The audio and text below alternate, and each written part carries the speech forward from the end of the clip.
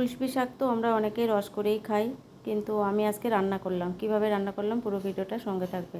শাকটা কেটে ধুয়ে নিয়ে শুকনো লঙ্কা জিরে ফোড়ন দিয়েছি, আর আলু দিয়ে একটু শাকটা কেটে নিয়ে চাপিয়ে দিয়েছি। এবার এখানে অল্প লবণ আর হলুদ দিয়ে দেবো, দিয়ে একটু নাড়াচাড়া করে ভেজে নেব। শাকটা একটু ভাজতে হবে, এখানে কিন্তু অন্য কোনো মশলা দিতে হবে না। অল্প একটু জল দিয়ে ঢাকা চাপা দিয়ে রেখে দেবো। এখানে কিন্তু এই শাকটা কিন্তু জ্যান্ত কোনো মাছ দিয়ে রান্না করলেও ভালো লাগে, কিন্তু আমি মাছ দিয়ে রান্না করব না। এইভাবে কিন্তু রান্না করলে খেতে বেশ ভালোই লাগে। এই যে জলটা বেরিয়ে গেছে, দেখো জলটা কালারটা, এই শাকটা খেলে কিন্তু গায়ে রক্ত হয়, তোমরা নিশ্চয়ই সবাই জানো। কিন্তু আমি আজকে রান্না করেই সবাইকে খাওয়াবো। ঢাকা চাপা দিয়ে কিছু সময় রান্না করে নিয়েছিলাম, দেখো সিদ্ধটা কিন্তু হয়ে গেছে, আর কালারটা দেখো কেমন হয়েছে।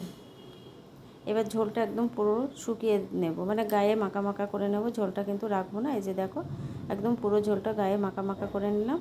সামান্য একটু মিষ্টি দিলে তোমরা দিতে পারো, আমি দিলাম না। এবার নামিয়ে নেব। দেখো শাকটা কিন্তু খেতে গরম ভাতের সঙ্গে খেতে খুবই ভালো লাগে, দারুণ টেস্টি হয়। কেমন হলো কমেন্টে জানিও।